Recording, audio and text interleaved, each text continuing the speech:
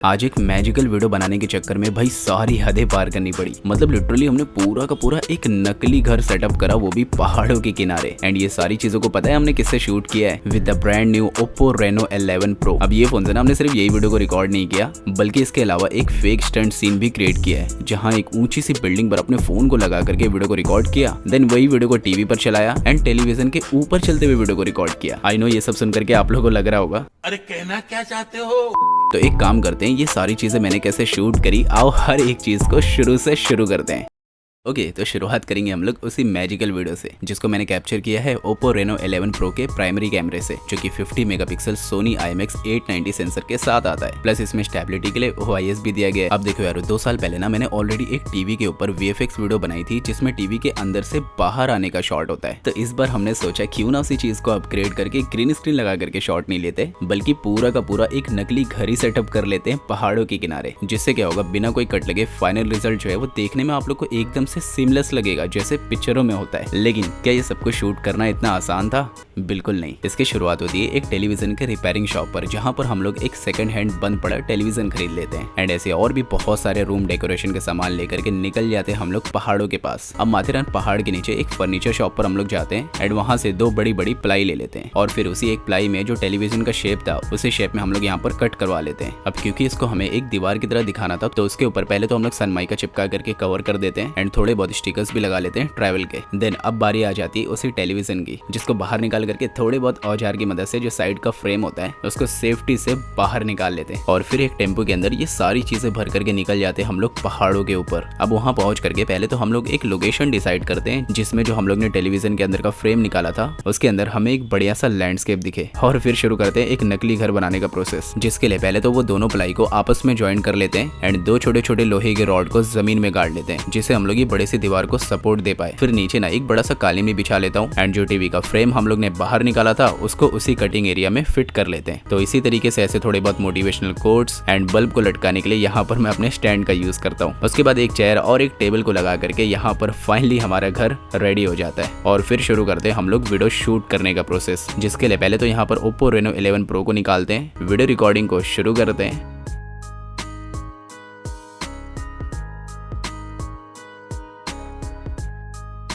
और लास्ट में उसी टेलीविजन के अंदर जाने का सीन रिकॉर्ड कर लेते हैं। लेकिन फ्रेम काफी ज्यादा टाइट होने की वजह से ना बाहर का कुछ सीन कभी कभी वीडियो में आ ही जा रहा था, जिसकी वजह से हमने सेम एक्ट करते हुए बहुत सारा टेक दिया। बट यस, यहाँ पर हमें अंधेरा होने से पहले एक परफेक्ट शॉट मिल ही जाता है, जिसका रिजल्ट ये रहा आपके सामने।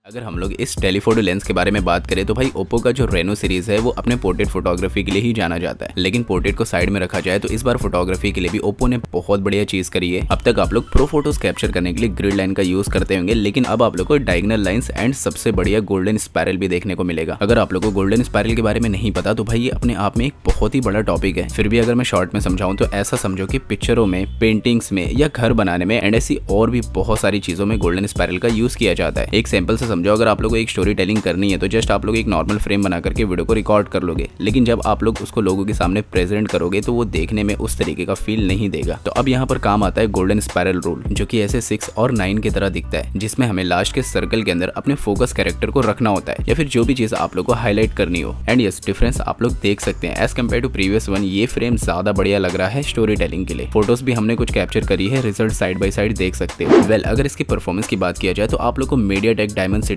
8200 का प्रोसेसर मिलता है। Display 6.7 inch AMOLED with 120 hertz refresh rate के साथ आता है, जो कि फ्रंट से अगर आप लोग देखोगे तो बेजल काफी हद तक हाइड रहता है। एंड भाई 4600 mAh की बैटरी के साथ साथ Oppo ने इस बार फोन को काफी हल्का बनाया, मतलब हाथ में पकड़ने में बहुत लाइट वेट फील होता है। ओके सो फाइनली अब आ जाते हैं वही फेक स्टंट सीन वाली वीडियो पर, जिसको मैंने कैप्चर किया है इसी Oppo Reno 11 Pro के अल्ट्रा वाइड एंगल लेंस से, जो कि 8 मेगापिक्सल Sony IMX355 सेंसर के साथ आता है। अब देखो, आप लोगों ने काफी सारी पिक्चरों में या फिर वेब सीरीज में ऐसे बिल्डिंग के ऊपर एक पतली सी रॉड टाइप की चीज पर चलते हुए तो देखा ही होगा, जो कि देखने में काफी रियलिस्टिक सा लगता है, लेकिन एक्चुअल में वो रियल होता नहीं है। तो आओ क्यों ना आज वही चीज को मैं आप लोग को एक बढ़िया जुगाड़ का यूज करके बना के दिखाता हूँ, जिसके लिए भाई हमें सबसे पहले तो ना एक बहुत ही हाइट से एक रियल शॉट लेना था, लेकिन हमारे पास तो ड्रोन था नहीं, जुगाड़ हो तो क्या कुछ नहीं हो सकता है।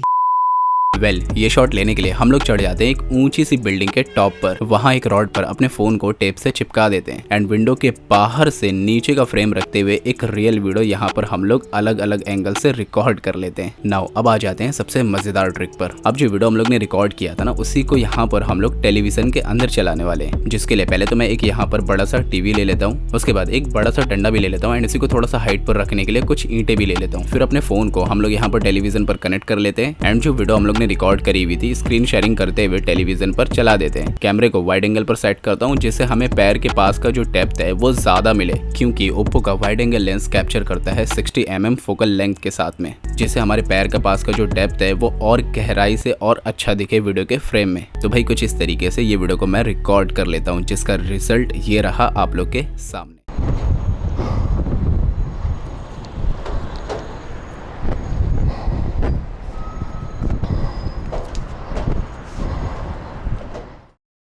ओके तो पोर्ट्रेट की बात करें तो भाई इस रेनो सीरीज में काफी तगड़ा अपग्रेड देखने को मिलता है। पहला तो अब हम लोग यहाँ पर 2x में पोर्ट्रेट फोटोज को कैप्चर कर सकते हैं, जो कि देखने में ना काफी नेचुरल लगेगा, क्योंकि हमारी आंखों का भी जो फोकल लेंथ होता है वो भी लगभग सेम ही होता है। दूसरा, हम लोग को यहाँ पर एक हाइपरटोन इमेजिंग इंजन मिलता है, जिससे आप लोग की पोर्ट्रेट इमेज का जो कॉन्ट्रास्ट एंड कलर होता है वो दोनों ही काफी बढ़िया तरीके से बैलेंस देखने को मिलेगा। पहली वाली पिक में आप लोग शेडो को डिफरेंशिएट नहीं कर सकते हो कि कौन सी शेडो किसकी है, लेकिन दूसरी वाली पिक में फर्क आप लोग यहाँ पीछे शेडो में देख सकते हो। जो सब्जेक्ट पास होता है उसकी शेडो ज्यादा डार्क होती है एंड जो सब्जेक्ट दूर होता है उसकी शेडो लाइट होती है। सेल्फी कैमरे की बात करें तो 32 मेगापिक्सल Sony IMX709 सेंसर के साथ आता है, जिससे फ्रंट में तगड़े पोर्ट्रेट के साथ साथ अब 4K तक वीडियो भी रिकॉर्ड कर सकते हो। एंड इस बार ओप्पो के सॉफ्टवेयर में भी एक मजेदार फीचर आया है, जहां पर आप लोग अपनी इमेज को टैप करके उसकी PNG बना सकते हैं एंड जहां चाहे वहां जाकर के ड्रॉप कर सकते हैं, या तो डायरेक्टली यहाँ पर आप लोग सेव भी कर सकते हो।